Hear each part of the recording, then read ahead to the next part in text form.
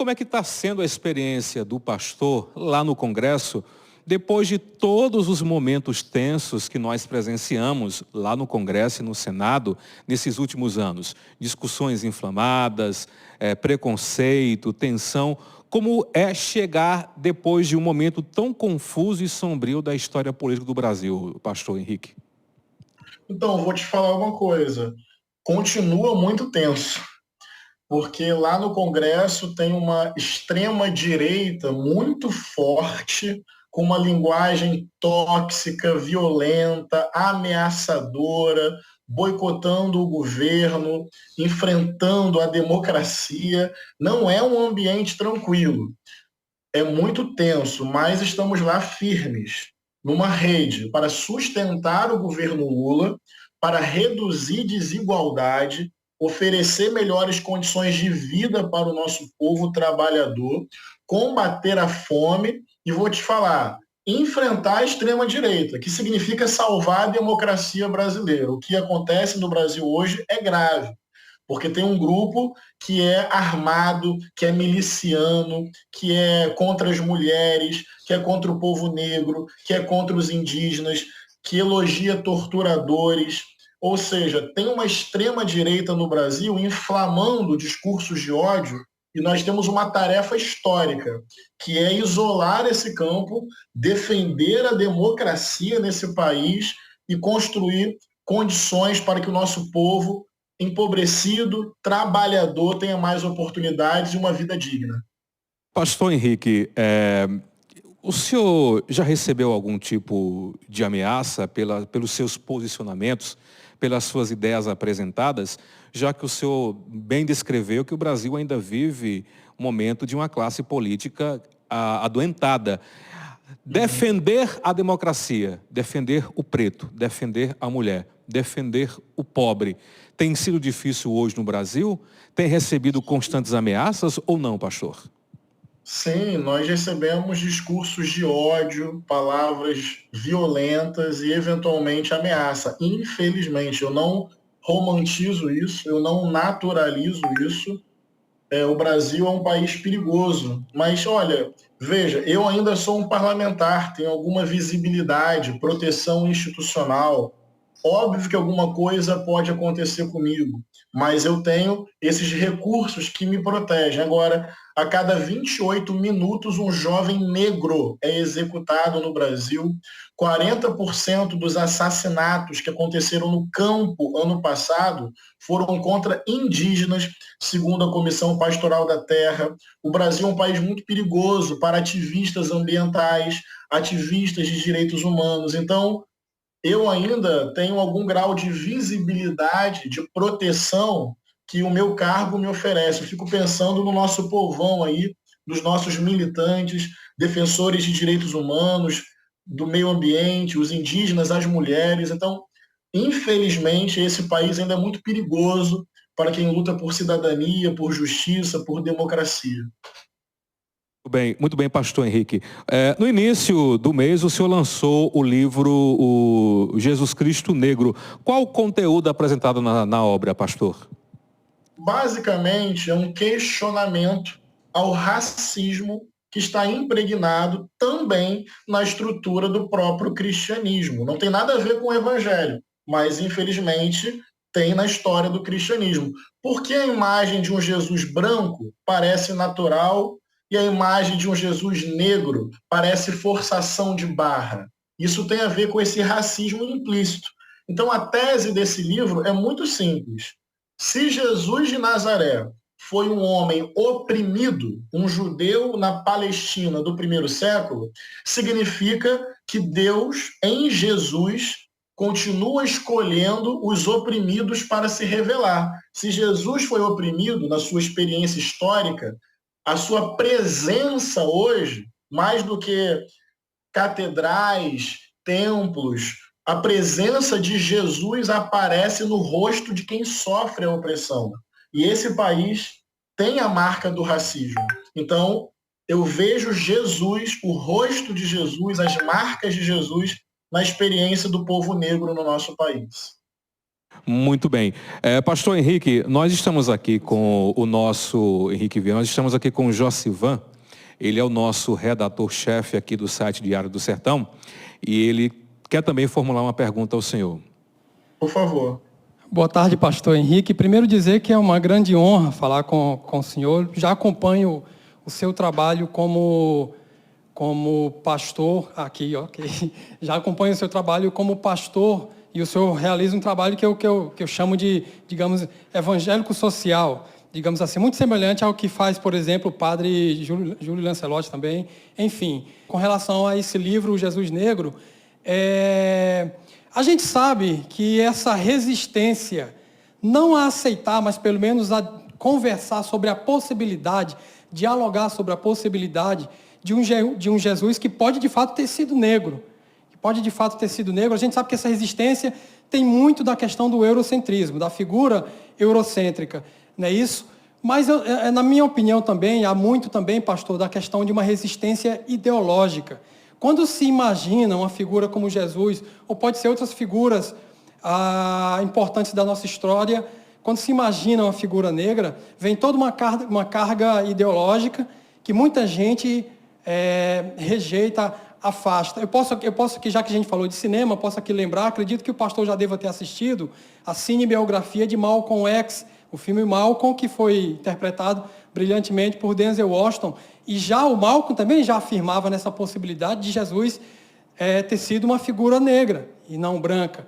No próprio filme de Carlos Marighella, onde o senhor atua, também é discutido isso. Marighella também levantava essa hipótese.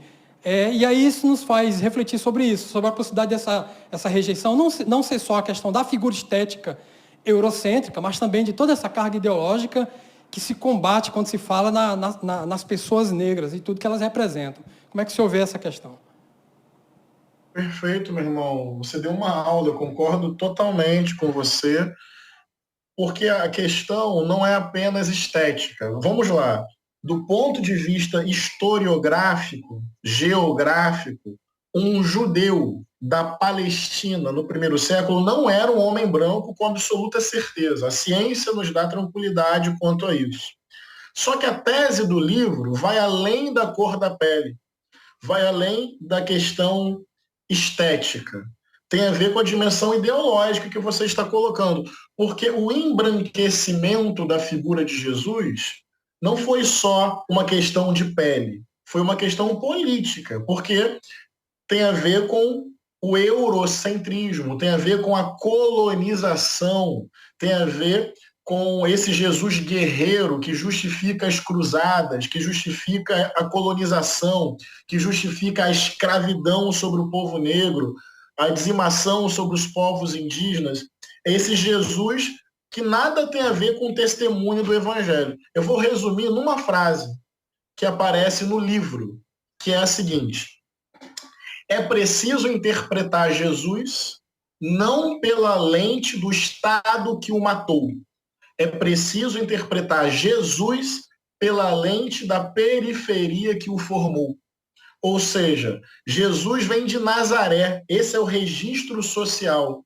Só que ele vem sendo interpretado pela lente do poder, do privilégio, do acúmulo de riqueza, da luxúria, da ganância. Então você silencia o Jesus do Evangelho e cria esse Jesus bélico, guerreiro, com um fuzil na mão. Só que isso não tem nada a ver com o testemunho do Evangelho. Muito bem. Pastor, como bem falou nosso redator-chefe, Josivan, o senhor fez uma belíssima participação no filme Marighella. O senhor interpretou um padre Frei que apoiava a luta contra a ditadura e por fim acabou sendo torturado. O senhor acredita que se Jesus voltasse agora para este mundo, ele seria torturado do mesmo jeito que foi o padre lá no filme Marighella? E vou mais além. O senhor acredita que as religiões, ou a maioria das religiões de viés cristão e o próprio Estado se distanciaram da verdadeira mensagem do Cristo? Com certeza. Falo isso com humildade, falo isso ciente dos meus erros, falo isso sem justiça própria, falo isso apontando para Jesus. que é quem eu quero amar e seguir todos os dias da minha vida. Mas eu creio que sim, talvez hoje, curiosamente, muitos matariam Jesus usando o nome de Jesus para isso. Olha que tristeza. Mas tem um cristianismo que se afastou muito do Cristo. Não estou falando de todas as pessoas, não estou generalizando, mas um cristianismo que produziu fogueira da Inquisição, um cristianismo que colocou chicote nas costas do povo negro, um cristianismo que apontou a arma contra os indígenas, um cristianismo que silenciou as mulheres, e tantas violências que são feitas até hoje. Tem gente que fala Deus acima de tudo com uma arma na mão, odiando o próximo, estimulando a violência. Esse tipo de cristianismo não tem cheiro de Cristo. Esse tipo de cristianismo se afastou de Cristo. E pior, esse tipo de cristianismo poderia torturar e matar Cristo. Olha que tristeza e que contrassenso. Então é preciso voltar os olhos para a simplicidade, para a generosidade, para a amorosidade e para o caráter social e espiritual do Evangelho de Jesus.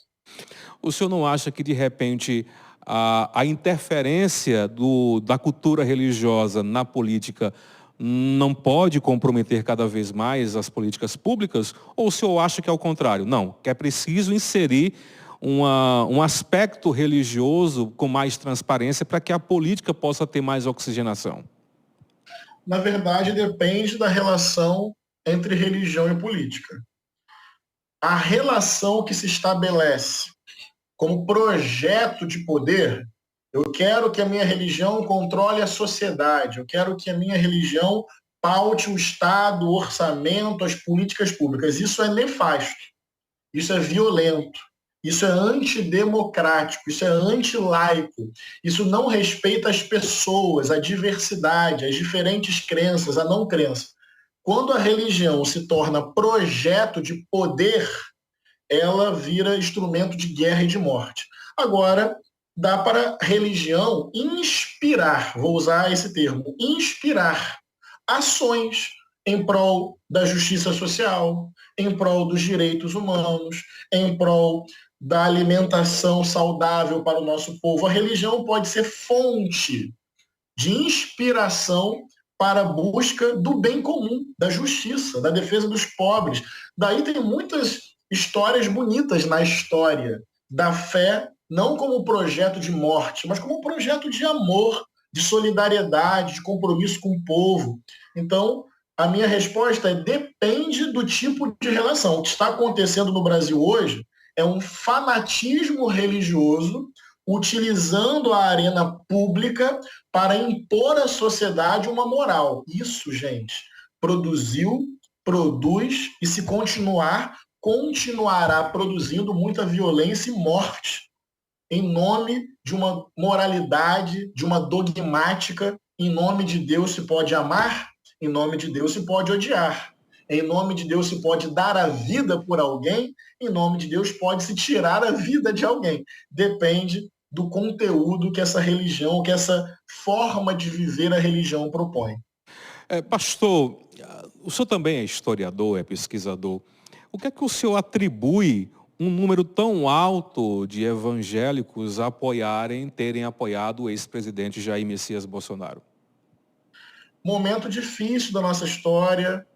Lideranças evangélicas ultraconservadoras têm muito poder há décadas, especialmente poder midiático. Então você tem aí programas e programas de televisão há 30 anos falando para milhões de brasileiros em nome do campo evangélico, o que é um absurdo. Isso ajuda a construir uma cultura, isso influencia comportamento. Então acho que tem aí relação entre poder econômico, poder midiático, poder político e essa narrativa falaciosa que acaba muitas vezes capturando o coração das pessoas. Eu lamento profundamente, eu reconheço que é isso mesmo que você está falando, mas não entrego os pontos, não.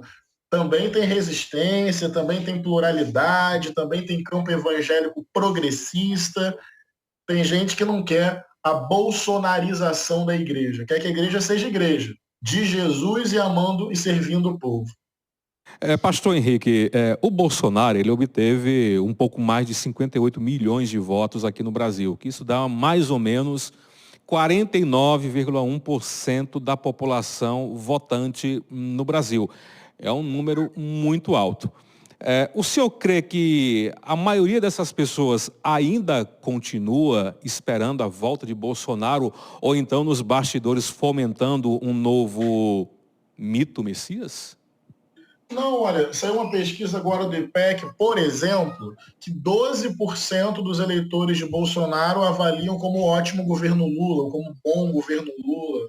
12% de quem votou em Bolsonaro há 6 meses atrás, há quase um ano atrás, né?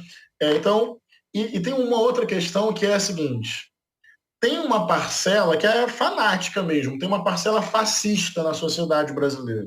Mas eu não acho que todo eleitor do Bolsonaro é um bolsonarista. A vida é mais complexa. A vida tem outros gatilhos, outras influências que fazem uma pessoa votar em Bolsonaro.